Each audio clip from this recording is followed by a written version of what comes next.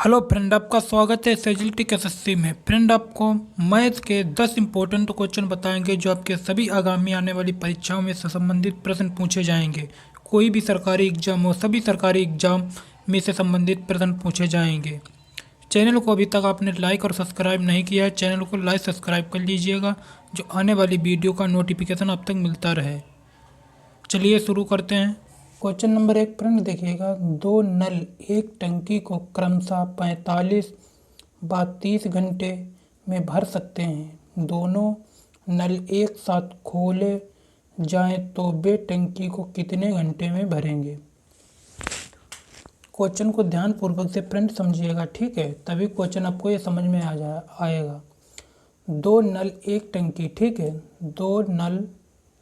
दो नल एक टंकी को क्रमशः 45 व 30 घंटे में भरते हैं, ठीक है, 45 व 30 घंटे में भर सकते हैं। दोनों नल एक साथ खोल दिए जाएं तो वे टंकी कितने घंटों में भरेगी। वे टंकी कितने घंटों में भरेगी जो दोनों टंकी एक साथ खोल दिए जाएं, दोनों नलों को एक साथ खोल दिए जाएं, ठीक है। अब देखिए, दोनों नलों द्वारा 1 घंटे में किया गया कार्य, ठीक है, दोनों नलों द्वारा 1 घंटे में किया गया कार्य। तो यहाँ पर है पहले 1/45, 1/45 हो जाएगा, ठीक है, 1/45 प्लस 1/30, 1/30, 1/30। अब इन दोनों को क्या करेंगे, एलसीएम ले लेंगे, ठीक है, इन दोनों का एलसीएम ले लेंगे तो एलसीएम में आ जाएगा 90। इन दोनों का एलसीएम कितना आ जाएगा, 90, ठीक है फ्रेंड। अब 45 दूना 90, 30 तियाँ 90, 3 2 5, ठीक है, 3 2 5/90। अब इसको काटेंगे, 5 एकन 5 और 5 एकन फिर 5, और यहाँ पर कितना हो जाए, 4 5 8 40। तो आपका यहाँ पर आ जाएगा, यहाँ पर आपका आ जाएगा 18 घंटे, ठीक है। तो यहाँ पर आ जाएगा आपका 18 घंटे, 18 घंटे।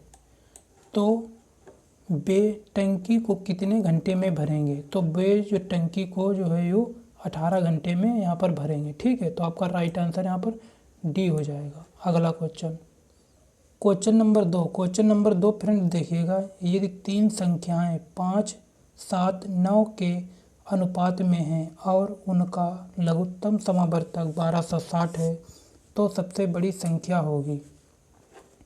अब यहाँ पर देखिएगा क्वेश्चन दूसरा है, ठीक है। यदि तीन संख्याएं आपकी दी हैं 5 7 9 के अनुपात में, ठीक है, 9 के अनुपात में, और उनका लघुत्तम समावर्तक कितना है, 1260 है, तो सबसे बड़ी संख्या होगी, ठीक है। तो सबसे बड़ी संख्या आपसे यहाँ इसमें पूछा है। अब देखिएगा फ्रेंड, इसको कैसे सोल्व करेंगे कि माना संख्याएं, ठीक है, यहाँ पर x मान लेंगे, इन संख्याओं में x मान लेंगे पहले, ठीक है। तो माना संख्याएं यहाँ पर लिखेंगे, माना संख्याएं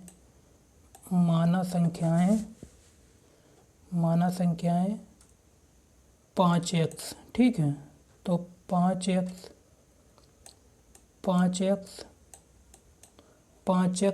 फिर 7x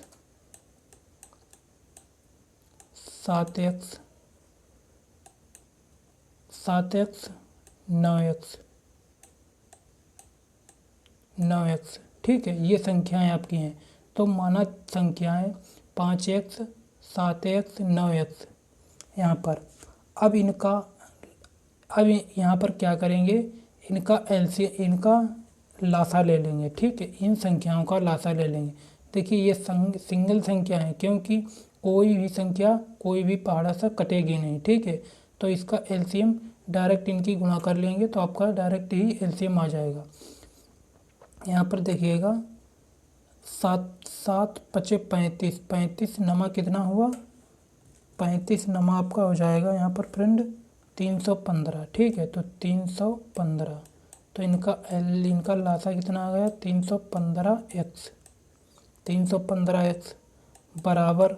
अब यहाँ पर कितना आपका दिया है, यहाँ पर आपका लघुत्तम समावर्तक कितना दिया है, लघुत्तम समावर्तक आपका है 1260। ठीक है, लघुत्तम समावर्तक है आपका 1260, 1260। इसको काट लेंगे, 315 पचे 1260।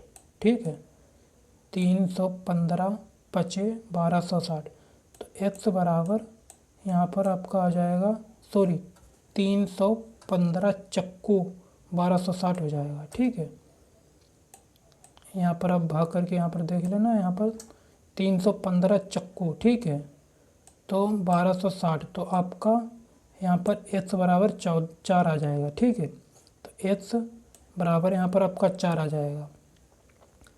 अब आगे देखिएगा प्रश्न में 1260 है तो सबसे बड़ी संख्या होगी। ठीक है, तो सबसे बड़ी संख्या आपसे पूछा, तो सबसे बड़ी संख्या कौन सी होगी, तो यहाँ पर सबसे बड़ी अनुपात में संख्या आपकी कितनी दी है, 9 दी है। ठीक है, तो यहाँ पर आपका हो जाएगा 9 गुणा 4, x का कितना निकाला, 4 निकाला। ठीक है, तो 9 चौक 36, 9 चौक 36। ठीक है, तो यहाँ पर 36, तो आपकी राइट आंसर यहाँ पर डी हो जाएगा 36।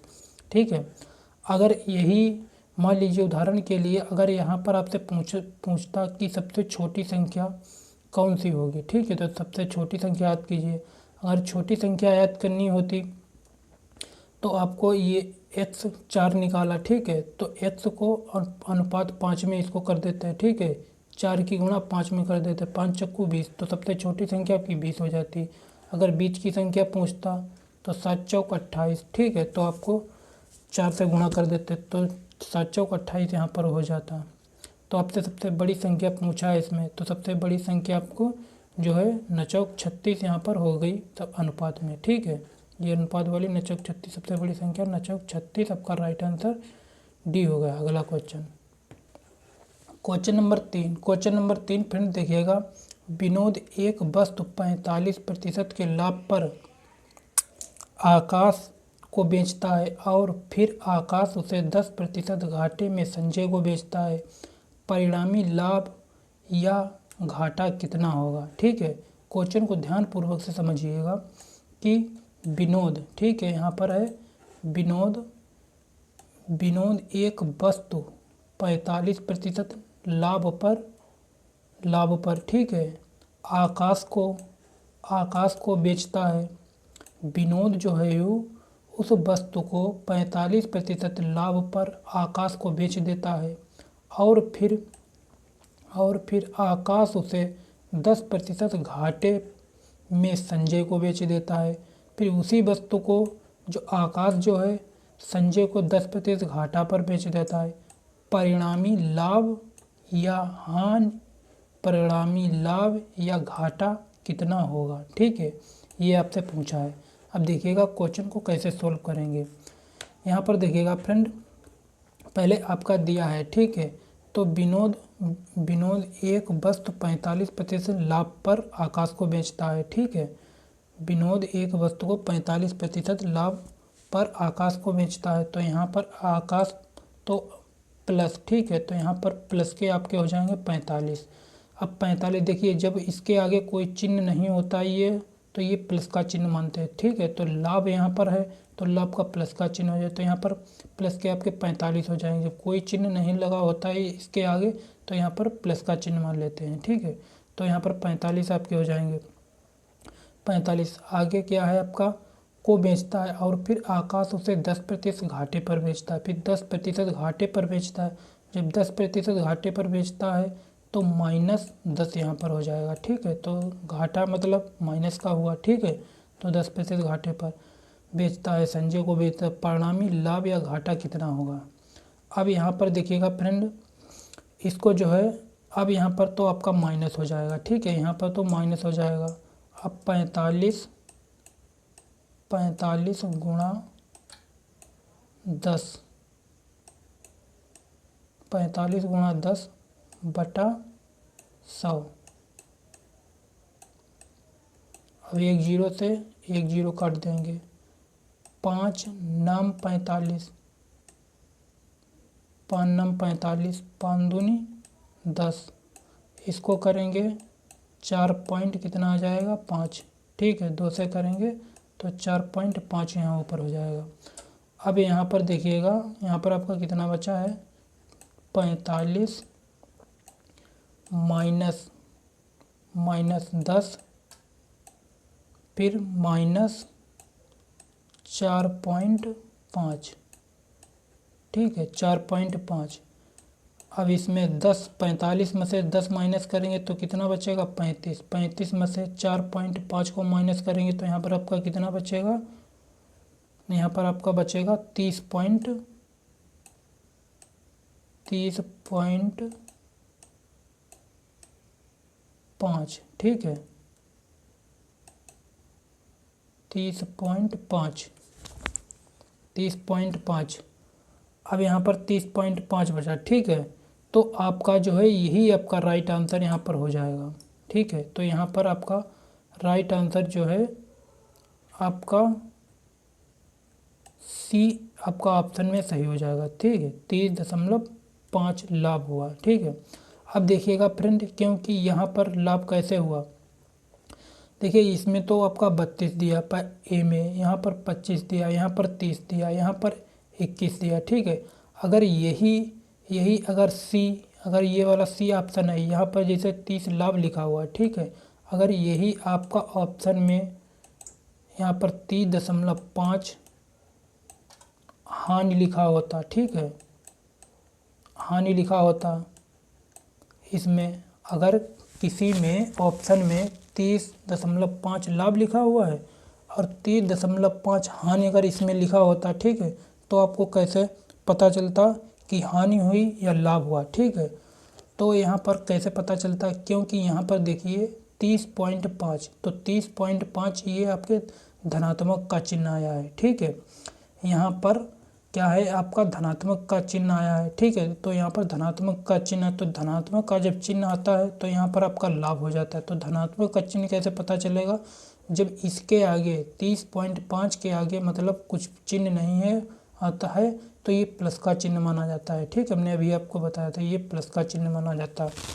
अगर इसके आगे अगर माइनस के 30.5 आ जाते हैं तो फिर अगर आपका ऑप्शन में यहाँ पर दिया होता 30.5 पॉइंट हानि, तो आपकी यहाँ पर हानि होती। ठीक है, लेकिन फिलहाल यहाँ पर आपका 30.5 लाभ ही दिया है। ठीक है, बाकी 30.5 लाभ हानि नहीं दी है। ठीक है, एग्जाम्पल के लिए मैंने आपको बताया है, अगर हानि यहाँ पर 30 पॉइंट अगर हानि दी होती तो आप कैसे पहचानेंगे, तो उसका ऋणात्मक धनात्मक चिन्ह जो है आप उससे पहचानेंगे। ठीक है, तो आपका राइट आंसर इसमें से ये वाला सी वाला हो जाएगा। ठीक है, अगला क्वेश्चन नंबर 4 फ्रेंड देखिएगा, 672 को 5:3 के अनुपात में विभाजित किया जाता है तो बड़ा भाग कितना होगा। ठीक है, तो बड़ा भाग आपसे पूछा है कितना होगा। देखिए फ्रेंड, ऐसे क्वेश्चन जो हैं ये सिंपल सा क्वेश्चन है। ठीक है, लेकिन सिंपल भी क्वेश्चन एग्जाम में पूछे जाते हैं और हार्ड भी क्वेश्चन पूछे जाते हैं। ठीक है, और ज़्यादातर आपके नॉर्मल क्वेश्चन पूछे जाते हैं। अब ये मत समझिएगा कि ये सिंपल क्वेश्चन नहीं आते हैं, सिंपल ही क्वेश्चन ज़्यादातर आते हैं। ठीक है, ये भी आपका एग्ज़ाम में आपका पूछा जा चुका है कई बार एग्जाम में, वहीं से हमने ये क्वेश्चन उठाया हुआ है। ठीक है, अब इसको देखिएगा कि यदि 672 को 5:3 के अनुपात में विभाजित किया जाता है तो सबसे बड़ा भाग कितना होगा। ठीक है, तो सबसे बड़ा भाग यहाँ पर कितना होगा, तो पहले आपके रुपए कितने दिए हैं 672 यहाँ पर रुपए दिए। ठीक है, तो 672 रुपये यहाँ पर दिए हैं और सबसे पहले हम क्या करेंगे, इनका अनुपाती योग बनाएंगे। ठीक है, तो इनका अनुपाती योग यहाँ पर कितना हो जाएगा 538, तो 538 अनुपाती योग इनका जो है नीचे हो जाएगा। ठीक है, 538 अनुपाती योग यहाँ पर नीचे इनका हो जाएगा। और सबसे बड़ा भाग आपसे पूछा तो सबसे बड़ा भाग यहाँ पर 5 दिया है, तो 5 हम आप ऊपर लिखेंगे। ठीक है, इसको जब निकालेंगे, अगर छोटा भाग पूछता तो 5 की जगह पर यहाँ पर 3 लिखते। ठीक है, फिर यार अभी के लिए यहाँ पर पूछा गया कि सबसे बड़ा भाग याद कीजिए। ठीक है, तो बड़ा भाग यहाँ पर याद कर लेंगे। तो यहाँ पर इसको काट लेंगे, इसको काट लेंगे पहले 2 से। ठीक है, 2 से काटेंगे तो 3 यहाँ पर हो जाएगा, और यहाँ पर फिर यहाँ पर 3 हो जाएगा, फिर 1 बचा, फिर 6 से 6 हो जाएगा। ठीक है, फिर इसको करेंगे, फिर 2 से काट लेंगे। चलिए 2 से काट लेते हैं, 2 1 कन 2, फिर 1 बचा, 2 छंग 12, 2 छंग 12। ठीक है, फिर कितना बचा, 1 बचा, यहाँ पर होगा 16, फिर 2 8 16, 2 8 16, फिर यहाँ पर 2 से फिर इसको काट लेंगे, फिर यहाँ पर हो जाएगा आपका 8, और यहाँ पर हो जाएगा 4, और 84 पंचे की गुणा कर देंगे तो यहाँ पर आपका आ जाएगा 600। इसकी गुणा करेंगे। ठीक है, तो इसकी गुणा कर देंगे तो यहाँ पर आपका आ जाएगा 420। तो 84 गुणा 5, इसकी गुणा करेंगे तो यहाँ पर आपका आ जाएगा 420। ठीक है, तो 420 आपका यहाँ पर राइट आंसर बी हो जाएगा। ठीक है फ्रेंड, बी आपका राइट आंसर यहाँ पर। तो सबसे बड़ा भाग जो है आपका यहाँ पर 420 रुपये हो जाएगा। अगला question number 5। Question number 5 friend देखिएगा, क्वेश्चन नंबर 5 दिया है, एक कार्य का 1/3 भाग 5 दिन में कर सकता है और बी कार्य का 2/5 भाग 10 दिन में कर सकता है। ए और बी दोनों मिलकर कितने दिन में उस कार्य को करेंगे। ठीक है, अब यहाँ पर क्वेश्चन को ध्यानपूर्वक से समझिएगा कि एक कार्य का 1/3 भाग कितने दिन में करता है, 5 दिन में करता है। ठीक है, 5 दिन में करता है तो 5 दिन में करता है। अब यहाँ पर देखिएगा फ्रेंड कि ए द्वारा अकेले कार्य करने में लगा समय। ठीक है, ए द्वारा अकेले कार्य करने में लगा समय, तो लगा समय उसको यहाँ पर आपका हो जाएगा 3/1। ठीक है, तो 3/1 गुणा 5 कितने दिन में कर रहा है, 5 दिन में कर रहा है, 5 दिन में कर रहा है। तो इसको करेंगे 5 तियाँ 15, तो यहाँ पर 5 15 दिन यहाँ पर हो जाएंगे। ठीक है, तो यहाँ पर ये हो गया ए का, तो ए का हो गया, ए द्वारा अकेले कार्य करने में लगा समय 15 दिन। ठीक है, फिर बी आगे देखिएगा, और बी कार्य का 2/5 भाग 10 दिन में कर सकता है। ठीक है, फिर 10 दिन में कर सकता है, 2/5 भाग 10 दिन में कर सकता है, 10 दिन में कर सकता है। अब यहाँ पर देखिएगा कि 5/2। ठीक है, तो यहाँ पर आपकी हो जाएगा आपका 5/2, तो 5/2 गुणा कितने दिन में करता है, 10 दिन में करता है, तो 2 पंचे 10, तो यहाँ पर आपका कितना बचा, 25 हो जाएगा। यहाँ पर कितना हो जाएगा, 25। ठीक है, तो यहाँ पर ए के 15 दिन लगे, यहाँ पर 15 दिन लगे, और इसके जो है 25 दिन लगे। ठीक है, इसको 25 दिन। बी द्वारा अकेले कार्य करने में लगा समय तो 25 दिन लगे। ठीक है, अब ए और बी द्वारा 1 दिन में किया गया कार्य। ठीक है, अब आगे देखिएगा, ए और बी दोनों मिलकर कितने दिन में उस कार्य को करेंगे। ए और बी दोनों मिलकर कितने दिनों में उस कार्य को करेंगे, कितने दिन में उस कार्य को करेंगे। ए और बी द्वारा 1 दिन में किया गया कार्य, तो ए और बी द्वारा 1 दिन में किया गया कार्य, तो ए का कार्य कितना है, 1/15 प्लस बी का कार्य कितना है, 1/25। इन दोनों का यहाँ पर एलसीएम लेंगे, तो इन दोनों का एलसीएम यहाँ पर कितना आ जाएगा, 75। इन दोनों का एलसीएम कितना आ जाएगा, 75। तो 15 तियाँ 75 प्लस 15 पचे 75। ठीक है, 15 पचे 75 यहाँ पर आपका हो जाएगा, 15 पचे 75। ठीक है। 15 पचे 75 और 25 तियाँ 75, 25 तियाँ 75। तो अब यहाँ पर आपका आ जाएगा 5 3 8, 5 3 8 बटा 75, 75, ठीक है। अब इसको जो है ये जो है ये भिन्न उल्टा हो जाएगी, ठीक है। तो ये भिन्न पलट जाएगी तो उल्टा हो जाएगा, तो यहाँ पर आपका हो जाएगा 75 बटा 8, ठीक है। तो 75 बटा 8। अब देखिएगा यहाँ पर आपका सही में उत्तर आ रहा है, ठीक है। ये भिन्न में उत्तर यहाँ पर सही में आ रहा है, तो इसलिए जो है 75 बटा 8 यहाँ पर हो गया। तो इसको आप लिख सकते हैं 9 8 72 और 3 75, ठीक है। तो 75 बटा 8 यहाँ पर हो जाएगा। तो ये कौन सी आपकी भिन्न बन रही है? ये बी वाली आपकी इसके साथ ये भिन्न जा रही है, ठीक है। तो यहाँ पर आपका हो जाएगा 9 सही 3 बटा 8, 9 8 72 और 3 75, तो 75 बटा 8, ठीक है। तो इस प्रकार से 75 बटा 8 यहाँ पर आपका राइट आंसर यहाँ पर बी हो जाएगा। अगला question, question number 6। Question number 6 friend देखिएगा, एक कंपनी की आय में प्रतिवर्ष 20% की वृद्धि होती है यदि इसकी आय वर्ष 1999 में 26,64,000 रही हो तो वर्ष 1997 में उसकी आय क्या थी, ठीक है। अब यहाँ पर देखिएगा क्वेश्चन को ध्यानपूर्वक से कि एक कंपनी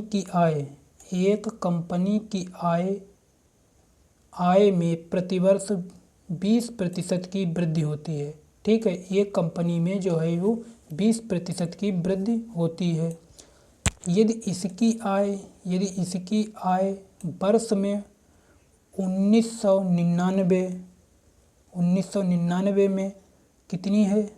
26,64,000 हो रही हो, 26,64,000 हो रही हो, तो वर्ष 1997 में उसकी आय क्या थी? तो वर्ष 1997 में उसकी आय आपसे पूछा है क्या होगी, ठीक है। अब देखिएगा इसको कैसे सॉल्व करते हैं, ठीक है फ्रेंड। देखिए ये तो जो प्रश्न जो है आपके ये चक्रवृद्धि ब्याज जैसे जो चक्रवृद्धि वाले आप क्वेश्चन लगाते हैं, ठीक है, उस प्रकार से ये प्रश्न क्वेश्चन बनना है, ठीक है। उस प्रकार से क्वेश्चन बनना है, तो इसमें जो है उस प्रकार से इसमें सूत्र लगेगा, ठीक है। चक्रवृद्धि ब्याज वाला इसमें सूत्र लगेगा, ठीक है। उसके अनुसार से हम इस प्रश्न को करेंगे। अब माना 1997 कंपनी की आय 100 रुपये हो जाएगी, ठीक है। तो माना भाई यहाँ पर 100 पूछा है कि 1997 में उसकी आय क्या थी, तो उसकी हम आय मान लेंगे कि माना हमारी 1997 आय क्या हो जाएगी? 1997, ठीक है। तो 1997 में आय उसकी क्या हो जाएगी? 100 रुपये हो जाएगी, ठीक है। तो 100 रुपये उसकी आय हो जाएगी। यहाँ पर माना 1997 कंपनी की आय 100 रुपये हो जाएगी। अब यहाँ पर देखिएगा कि अब यहाँ पर उसकी आय कितनी, यहाँ पर उसकी पहले की आय कितनी यहाँ पर दे रखी है? 26,64,000, ठीक है। तो 26,64,000, तो 26,64,000, 26,64,000, 26,64,000। अब यहाँ पर और जो है उसका यहाँ पर 1997 में उसकी आय क्या मानी थी? एक्स मानी थी, ठीक है। तो 1997 हमने यहाँ पर क्या मानी थी? X I. तो 26,64,000 बराबर एक्स, और कोष्टक में यहाँ पर हो जाएगा 1 + 20, ठीक है। तो 20% यहाँ पर दिया है, तो 20%, तो 20% बटा 100, एक जीरो से एक जीरो काट लेंगे, और फिर यहाँ पर से 2 पंचे 10, तब यहाँ पर आपका हो जाएगा 5, 1 5, 5 और 1 6, तो 6 तो यहाँ पर 5/6 हो जाएगा, ठीक है। तो 5/6, तब अब आपकी क्या हो जाएगी यहाँ पर? x बराबर x बराबर 26 लाख, x बराबर 26,64,000, 64,000 गुणा 5/6, 5/6 गुणा 5/6। ठीक है, अब इसको काट लेंगे, तो इसको काट लेंगे, यहाँ पर इसको सॉल्व कर लेंगे तो आपका यहाँ पर आ जाएगा, यहाँ पर आपका आ जाएगा 18,50,000। ठीक है, तो यहाँ पर आपका आ जाएगा 18,50,000।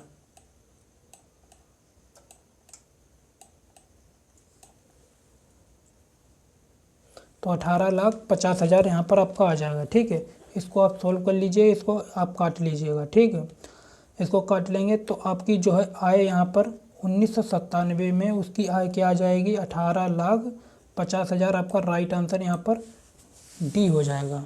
ठीक है फ्रेंड, अब यहाँ पर देखिएगा कि एक बार फिर से कंफर्म कर लीजिएगा, क्वेश्चन को रिपीट कर लीजिएगा, देख लीजिएगा कि आपका जो 64,000, ठीक है, ये 26,64,000 आपके ये दिया है। ठीक है, ये मिश्र धन के अनुसार हो रहा है। ठीक है, ये वाला सूत्र लगता है आपका यहाँ पर आपका सूत्र लगता है मिश्र धन। ठीक है, तो मिश्र धन बराबर मूलधन बराबर मूलधन 1 प्लस दर बटा 100 और समय n। ठीक है, तो समय n, अब यहाँ पर समय n था। ठीक है, तो समय यहाँ पर n था, तो n के अनुसार यहाँ पर वर्ष कितने थे, यहाँ पर फ्रेंड 2 वर्ष लगे रहे थे। ठीक है, तो यहाँ पर n के मतलब यहाँ पर 2 वर्ष लगे रहे थे। ठीक है, तो 5/2, यहाँ पर 2 पंचे 10, यहाँ पर काटा तो 5 एकन 5, तो यहाँ पर आपका हो जाएगा 5/6। ठीक है, 5 एकन 5 और 1 6, तो 6 यहाँ पर 5/6 गुणा 5/6 यहाँ पर हो जाएगा। ठीक है, तो यहाँ पर 5/6 कितनी बार हुआ, 2 बार हुआ, क्योंकि यहाँ पर 2 वर्ष हैं। तो वर्ष 2 कैसे हो रहे हैं देखिएगा, क्योंकि कंपनी 1999 में, ठीक है, 1999 26,64,000 हो रही, फिर उसके बाद 1997, तो 1997 और 99 तो कितना फ़र्क हो रहा, तो 2 वर्ष का समय था, 2 साल का फ़र्क है। ठीक है, 2 साल का फ़र्क है इसमें, तो समय यहाँ पर 2 वर्ष हो जाएगा। ठीक है, तो इसके अनुसार से इस सूत्र के अनुसार से इस प्रश्न को सोल्व किया है। ठीक है, इस सूत्र के अनुसार से, क्योंकि ये चक्रवृद्धि ब्याज वाला सूत्र के अनुसार से ये प्रश्न ही पूरा बन रहा है। ठीक है, तो ये तो आपका मिश्र धन के अनुसार में आ गया, तो यहाँ पर मिश्र धन ये हो गया। ठीक है, ये वाला मिश्र धन मान लिया था, इसके अनुसार से 26,64,000 इसको, और मूलधन, ठीक है, ये वाला यहाँ पर, तो x हमने यहाँ पर क्या माना था, 1997, यहाँ पर p माना था x, तो x यहाँ पर लगाया मूलधन के अनुसार में यहाँ पर। ठीक है, तो उसके बाद में दर 1 प्लस दर बटा 100 समय की घात 2, तो 2 पर वहाँ पर 2 बार समय लग रहा था। ठीक है फ्रेंड, समझ गए। अगला क्वेश्चन नंबर 7 फ्रेंड देखिएगा, एक निश्चित साधारण ब्याज की दर से ₹1200 का 4 वर्ष का मिश्र धन 2016 हो जाता है। यदि ब्याज की दर 1% अधिक होती तो मिश्र धन क्या होगा। ठीक है, क्वेश्चन को ध्यानपूर्वक से इसको भी समझिएगा। एक निश्चित साधारण ब्याज की दर ₹1200 का 4 वर्ष का मिश्र धन 2016 रुपये हो। ठीक है, तो 1200 रुपये का 4 वर्ष मिश्र धन 2016 रुपये हो। यदि ब्याज की दर 1% अधिक होती, अगर ब्याज की दर 1% अधिक होती तो मिश्र धन क्या होगा। अब देखिएगा फ्रेंड, क्वेश्चन को ध्यानपूर्वक से समझिएगा कि पहले तो आपका दिया है कि 1200 रुपये 4 वर्ष का मिश्र धन 2016 रुपये हो रहा है। ठीक है, ये इतना हो रहा है 2016 रुपये जो मिश्र धन हो रहा है, ये किस दर से हो रहा है। तो पहले इसकी हम दर याद करेंगे। ठीक है, तो ये किस दर से हो रहा है, देखिए तो पहले हम इसकी दर याद कर लेंगे, क्योंकि भाई 12,000 4 वर्ष मिश्र धन 2016 रुपये जो हो रहा है वो किसी न किसी दर से हो ही तो रहा है, तभी तो इसकी दर कोई मतलब कितनी भी दर जो है इसका कितना परसेंट यहाँ पर दर चल रही है। ठीक है, तो किस दर पर हो रहा है, तो इसकी दर पहले निकालेंगे, इसकी दर याद करेंगे। तो इसकी दर हम याद करेंगे। अब यहाँ पर देखिएगा कि ब्याज, ठीक है, तो पहले इसकी ब्याज की दर निकालेंगे। तो ब्याज यहाँ पर पहले निकालेंगे, तो ब्याज आपका निकलेगा, मिश्र धन यहाँ पर कितना दिया है 2016 रुपये। ठीक है, 2016 रुपये मिश्र धन दिया है, और रुपए आपके कितने दिए हैं, मूलधन यहाँ पर कितना दिया है, मूलधन दिया है 1200 रुपये। ठीक है, तो यहाँ पर इसमें से माइनस करेंगे तो यहाँ पर आपका कितना आ जाएगा 816। ठीक है, 816 ये आपका आ गया ब्याज। ठीक है, ये तो ब्याज आ गया। अब ये तो ब्याज आ गया। अब यहाँ पर अब सूत्र इसमें लगाएंगे। ठीक है, तो इसमें सूत्र आपका लगता है, साधारण ब्याज का सूत्र होता है P गुणा R गुणा N बटा 100।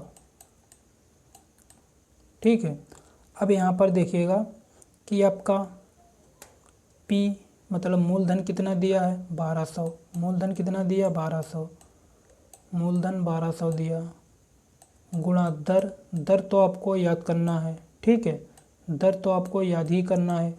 समय कितना दिया है 4 वर्ष बटा 100,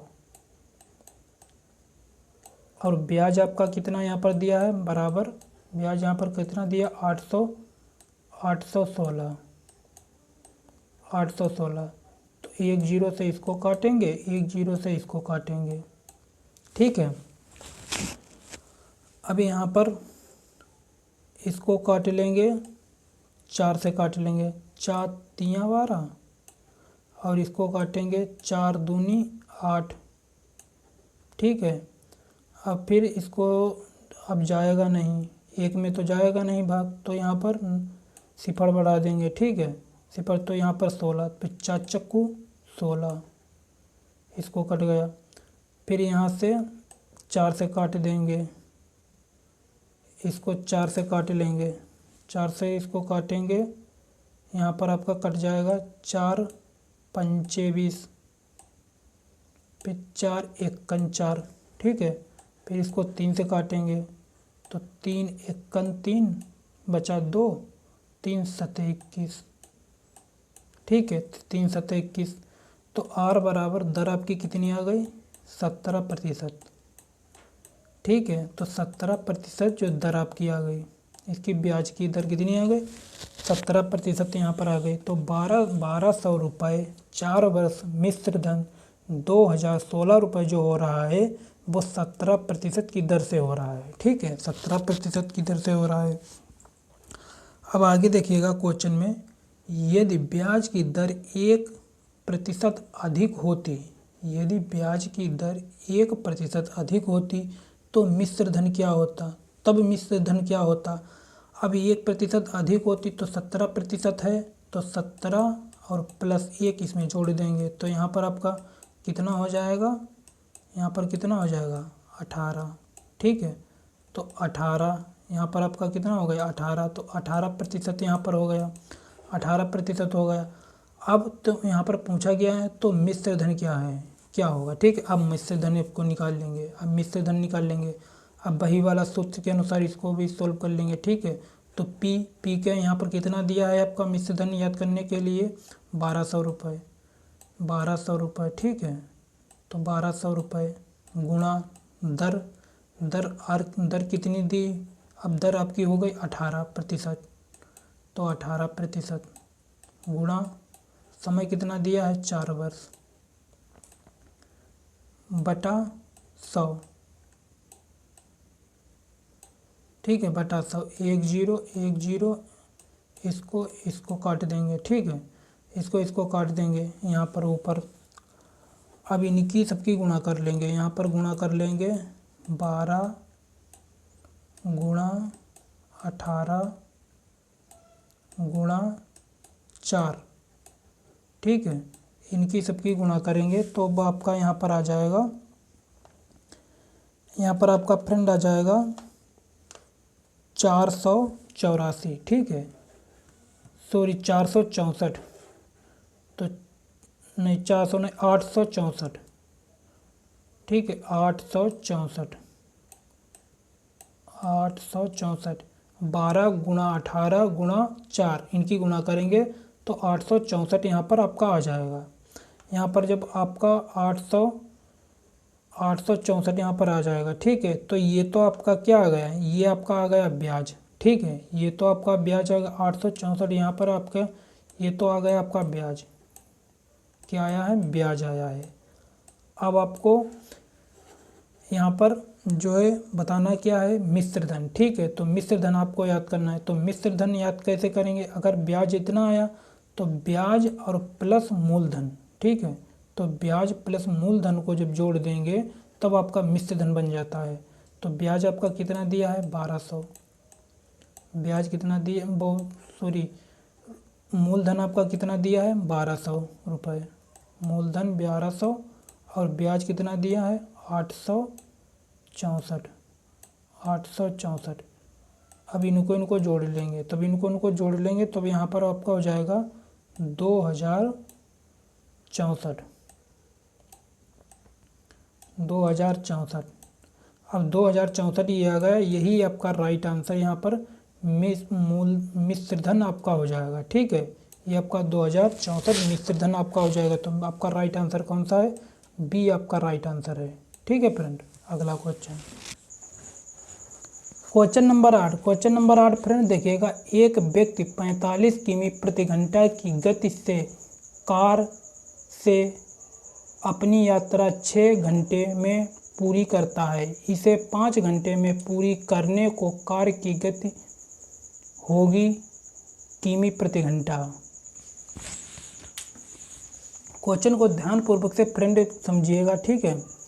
एक व्यक्ति जो है एक व्यक्ति 45 किमी प्रति घंटा की गति 45 किमी प्रति घंटा की गति से कार से अपनी यात्रा 6 किमी घंटे में पूरी करता है, 6 घंटे में पूरी करता है, इसे 5 किमी घंटे में पूरी करने को कार की गति क्या होगी, ठीक है। तो कार की गति किमी घंटा में क्या होगी।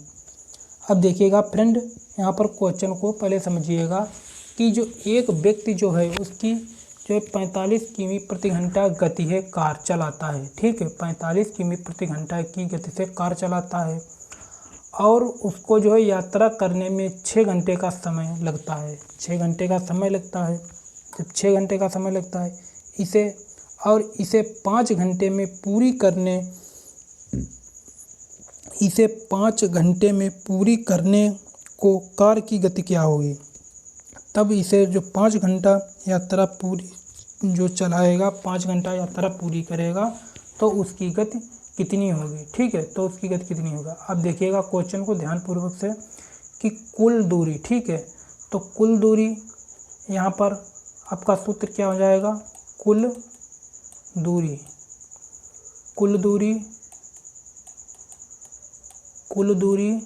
बराबर चाल गुणा समय। तो यहाँ पर आपकी चाल कितनी दे रखी है, 45 किमी, चाल कितनी दे रखी है, 45 किमी प्रति घंटा, ठीक है, और जो है समय कितना दे रखा है, 6 घंटे, समय 6 घंटे है, तो आपका समय 6 घंटे हो जाएगा। तो इनकी गुणा करेंगे तो आपका यहाँ पर कितना आ जाएगा, 270 किमी, 270 किमी। ठीक है। अगर जो है यात्रा वो व्यक्ति जो है यू 45 किमी प्रति घंटा की गति से जो कार चलाता है और 6 घंटे तक वो कार चलाता है तो वो दूरी कितनी तय कर लेगा? तो वो दूरी जो है 270 यहाँ पर दूरी तय कर लेगा। ठीक है, 270 दूरी यहाँ पर तय कर लेगा, 270 किमी। अब आगे देखिएगा, पुनः उसके बाद में दूसरा स्टेप समझिएगा। पुनः इसे 5 घंटे में पूरी करने को कार की गति क्या होगी? इसे 5 घंटे में पूरी करने को तब कार की गति क्या होगी? तब फिर कार की गति कितने किमी प्रति घंटा होगी? ठीक है, तो यहाँ पर तो समय कितना लग रहा है? 5 घंटे लग रहा है। ठीक है, उसका दोबारा समय कितना लग रहा है? 5 घंटे यहाँ पर लग रहा है। अब यहाँ पर आपका सूत्र लगेगा, हो जाएगा चाल बराबर दूरी बटा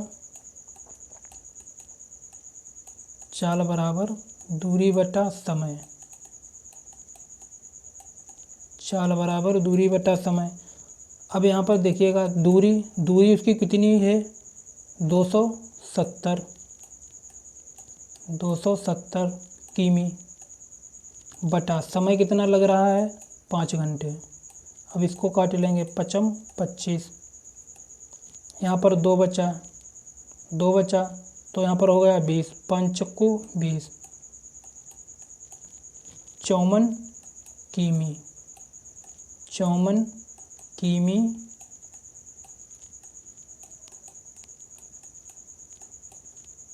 प्रति घंटा। ठीक है, 54 किमी प्रति घंटा। तो आपका राइट आंसर यहाँ पर बी ऑप्शन आपका सही हो जाएगा। एक व्यक्ति 45 किमी प्रति घंटा की गति से कार चलाता है, कितनी देर चलाता है? 6 घंटे चलाता है। ठीक है, तो वो दूरी कितनी तय करता है? 270 किमी, 270 किलोमीटर दूरी वो तय करता है।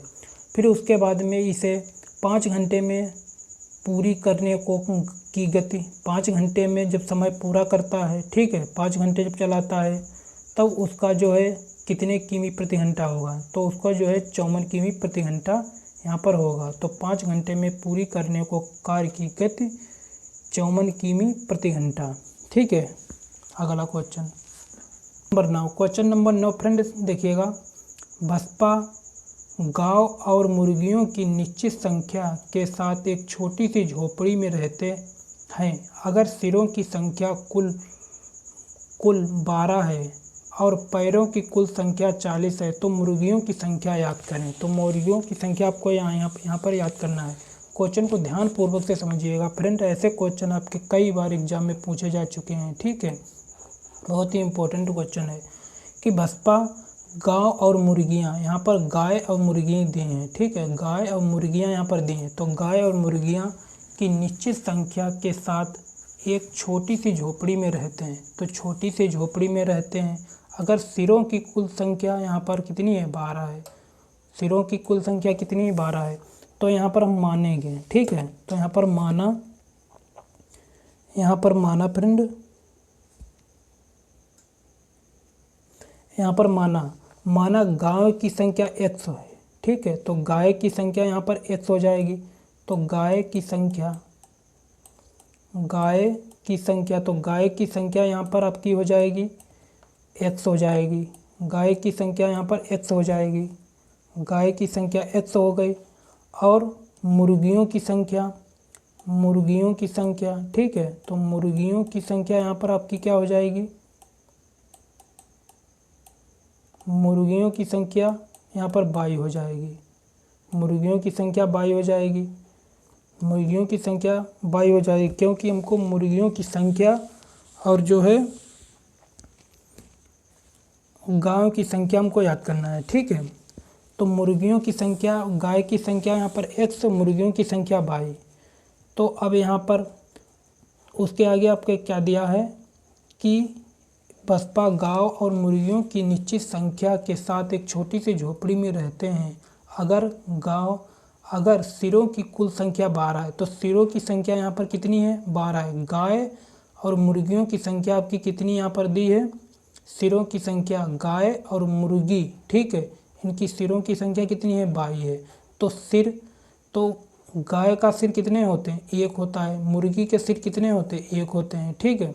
तो यहाँ पर आपका हो जाएगा x प्लस बाई। तो सिर कितने हैं टोटल यहाँ पर, तो सिरों की कुल संख्या कितनी है, 12, ठीक है। तो यहाँ पर 12 हो जाएगा।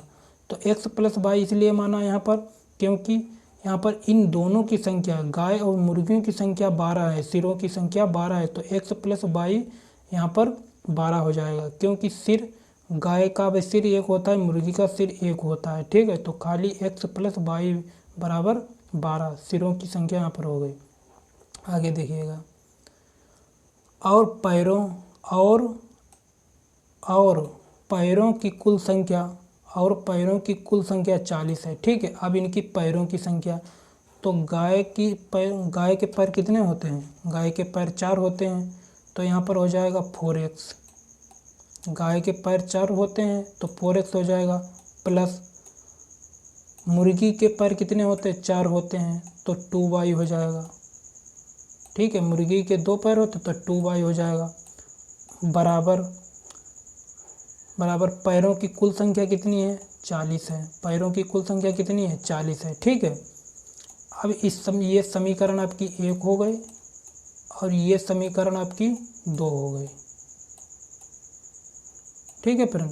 अब इसको क्या करेंगे, यहाँ पर इसको सबको गुणा कर देंगे, इसको गुणा करेंगे, पूरी समीकरण को गुणा करेंगे। अब देखिएगा इस समीकरण को कैसे गुणा करेंगे, ये वाला जो 2y है, ठीक है, ये 2y है तो 2 से ऊपर को गुणा कर देंगे, ठीक है। और इस वाली को, ये खाली बाई है तो इसको 1, यहाँ पर खाली बाई है तो यहाँ पर 1 मान लेंगे, तो इसको 1 से गुणा कर देंगे पूरी समीकरण को, ठीक है। पहले 2 से गुणा कर देंगे ऊपर वाली को, तब 2x हो जाएगा, ठीक है। यहाँ पर आपका हो जाएगा 2x प्लस, फिर 2 में गुणा करेंगे बाई में तो 2y बराबर, फिर इसको 12 में गुणा करेंगे तो यहाँ पर हो जाएगा आपका 24, ठीक है, 24। अब 1 से नीचे वाली को गुणा करेंगे पूरी समीकरण को, 1 से गुणा करेंगे तो 4x, तो 4x प्लस, फिर 1 से गुणा 2y में करेंगे तो यहाँ पर 2y आ जाएगा, 2y बराबर 1 का 40 में गुणा करेंगे तो 40 कन 40, ठीक है। अब यहाँ पर प्लस यहाँ पर है तो प्लस माइनस हो जाता है, ठीक है। यहाँ पर माइनस हो जाएगा, इधर भी माइनस हो जाएगा, और यहाँ पर ये प्लस के 2y प्लस के हैं, ये कट जाएंगे, ये आपके कट जाएंगे। अब यहाँ पर इनको 2 में से 4 माइनस करेंगे तो यहाँ पर कितना बचेगा, माइनस के 2 बचेंगे, ठीक है। माइनस के 2 यहाँ पर बचेंगे, माइनस के 2x बराबर 24 में से 40 में जाएंगे तो कितने बचेंगे, यहाँ पर माइनस के 16। अब इसको माइनस से माइनस काट देंगे, यहाँ पर 2x बचा, यहाँ पर 16 बचे, ठीक है। तो इसको 8 से चला जाएगा, तो यहाँ पर आपका क्या आ जाएगा, x बराबर 8, ठीक है। तो x बराबर आपका 8 आ गया, तो x बराबर 8, तो 8 ये क्या आया है, ये 8 जो है आया है आपका x गाय, ठीक है। तो x की जो संख्या है, गायों की जो संख्या है वो आपकी 8 है, गाय की संख्या कितनी है, 8 है। अब आपसे पूछा का प्रश्न में है तो मुर्गियों की संख्या क्या है, सिर्फ आपसे मुर्गियों की संख्या पूछा है, क्या पूछा है, सिर्फ मुर्गियों की संख्या। अगर यहीं पर अगर गाय की संख्या पूछ देता तो गाय की संख्या आपकी 8 हो जाती, लेकिन यहाँ पर आपसे पूछा है मुर्गियों की संख्या, ठीक है। अभी ऑप्शन में यहाँ पर आपका सी आपका राइट आंसर नहीं होगा, क्योंकि ये जो राइट आंसर, ये जो सी आपका जो सी ऑप्शन है, ये आपकी जो है गाय की संख्या है, ठीक है। ये गाय की संख्या, मुर्गियों की संख्या आपको याद करना है। तो मुर्गियों की संख्या यहाँ पर हमने क्या माना था, 22 माना, तो 22 का मान हमको निकालना पड़ेगा। तो 22 का हम यहाँ पर निकालेंगे, ठीक है। तो y हम निकाल लेंगे, तो y x का मान उठा के पहली वाली समीकरण में यहाँ पर रख देंगे, ठीक है। तो यहाँ पर आपका हो जाएगा, ये वाली समीकरण में इसमें रखेंगे, ठीक है। तो यहाँ पर आपका क्या दिया है, x प्लस y बराबर 12, ठीक है, ये आपका दिया है। तो x की जगह पर यहाँ पर 8 रखेंगे, तो x की जगह पर यहाँ पर 8 रखेंगे, तो खाली x है, तो 8 एकन 8 यहाँ पर हो जाएगा, ठीक है। तो खाली 8 हो जाएगा, तो y बराबर यहाँ पर आपका हो जाएगा 12। अब यहाँ पर देखिएगा, यहाँ पर ये प्लस के 8 हैं और ये आपके प्लस के 12 हैं, ठीक है। इधर वाले ये प्लस के 12 हैं। अब ये प्लस के 8 हैं, तो इधर बराबर में लाएंगे, चिन्ह तो आपका बदल जाएगा। तो चिन्ह बदल जाएगा, तो यहाँ पर आपका हो जाएगा y बराबर 12 माइनस 8, ठीक है। तो माइनस का चिन्ह हो जाएगा, तो यहाँ पर आपका y बराबर 4, ठीक है। तो y बराबर 4 आपका आ जाएगा, तो y का कितना आ गया, 4 आ गया, ठीक है। तो मुर्गियों की संख्या यहाँ पर 4 हो जाएगी, तो आपका राइट आंसर यहाँ पर डी हो जाएगा, ठीक है। तो आपसे पूछा गया है मुर्गियों की संख्या क्या होगी, तो गाय की संख्या, यहाँ पर गाय की संख्या x माना था, मुर्गियों की संख्या y माना था। तो गाय x का कितना आया, 8 आया, मुर्गियों का y कितना आया, 4 आया। तो मुर्गियों की संख्या y आपकी राइट आंसर डी हो जाएगा, 4। अगला क्वेश्चन नंबर 10 फ्रेंड देखिएगा, साइकिल चलाने वाला व्यक्ति 750 मीटर की दूरी 2 मिनट 30 सेकंड में पूरी करता है। साइकिल चलाने वाले व्यक्ति की गति कितनी है, ठीक है। क्वेश्चन को ध्यानपूर्वक से समझिएगा। साइकिल चलाने वाला व्यक्ति 750 मीटर की दूरी 2 मिनट 30 सेकंड में पूरी करता है, ठीक है। 2 मिनट 30 सेकंड में पूरी करता है। एक जो साइकिल चलाने वाला जो व्यक्ति जो है वो 750 मीटर 1 किलोमीटर में 1000 मीटर होते हैं, ठीक है। तो यहाँ पर मीटर में दिया है, तो 750 मीटर दूरी 2 मिनट 30 सेकंड में वो पूरी कर लेता है साइकिल से, ठीक है। साइकिल चलाने वाले व्यक्ति की गति कितनी है, तो साइकिल चलाने वाली व्यक्ति की गति कितनी है, ठीक है। तो उसकी गति किमी प्रति घंटा में आपसे पूछा है। अब देखिएगा इसको क्वेश्चन को कैसे सोल्व करेंगे। तो यहाँ पर कुल दूरी, तो आपकी कुल दूरी यहाँ पर कितनी दी है, कुल दूरी यहाँ पर आपकी दी है, कुल दूरी यहाँ पर दी है 750 मीटर, कुल दूरी 750 मीटर, कुल दूरी 750 मीटर। अब यहाँ पर कुल समय इसका कितना है, कुल समय कितना, कुल समय, तो कुल समय इसका 2 मिनट,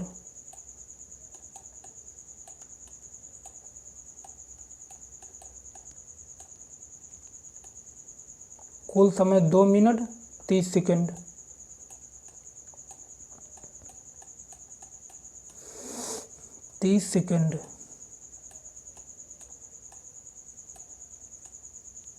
ठीक है। तो कुल समय 30 सेकंड, 2 मिनट 30 सेकंड लग रहे हैं।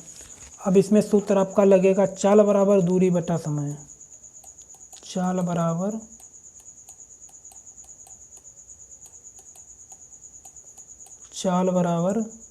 दूरी बटा समय, दूरी बटा समय,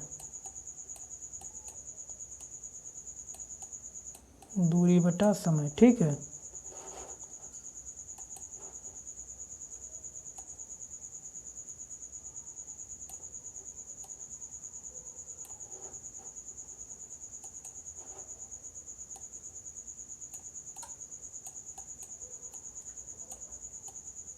चाल बराबर दूरी बटा समय।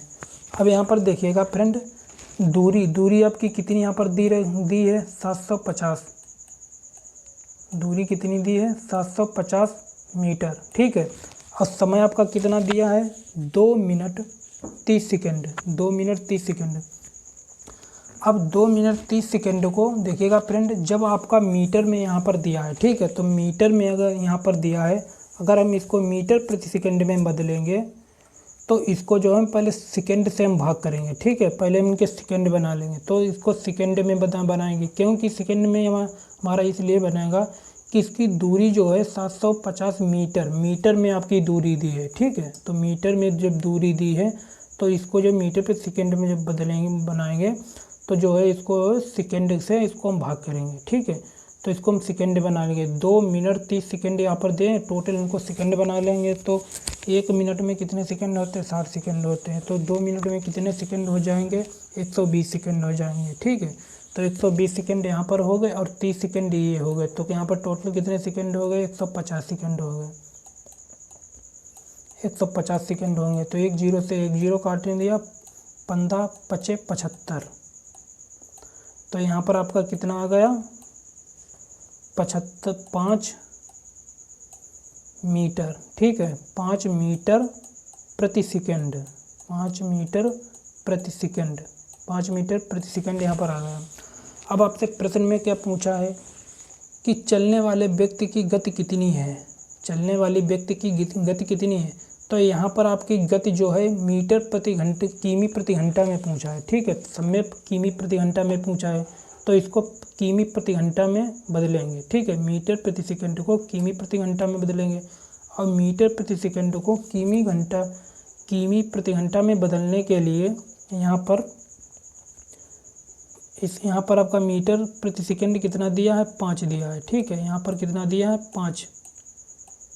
5। और किमी प्रति घंटा में जब बदलेंगे तब 18/5, तो 18/5, 5 से 5 कट गया। अब यहाँ पर कितना बचा? 18, ठीक है। तो 18 आपका क्या आ गया?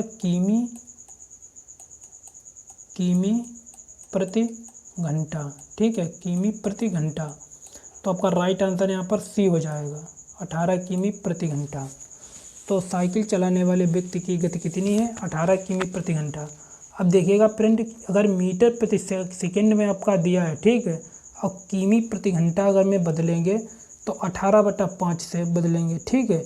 अगर यही आपसे किमी प्रति घंटा में दिया हो, अगर मीटर प्रति सेकंड में बदलना हो तो 5/18 से करेंगे, ठीक है। तो हमने आपको पिछली वीडियो में ये सभी सूत्र आपको बताए हैं, ठीक है। आपने नहीं देखा है पिछली वीडियो में, आप देख लीजिएगा, उनको नोट डाउन कर लीजिएगा। आप फ्रेंड जो भी आपको क्वेश्चन में डाउट हो आप कमेंट कीजिएगा, आप पूछ सकते हैं, हम आपको रिप्लाई देंगे। अब मिलते हैं अगली वीडियो में, जब तक जय हिंद, वंदे मातरम।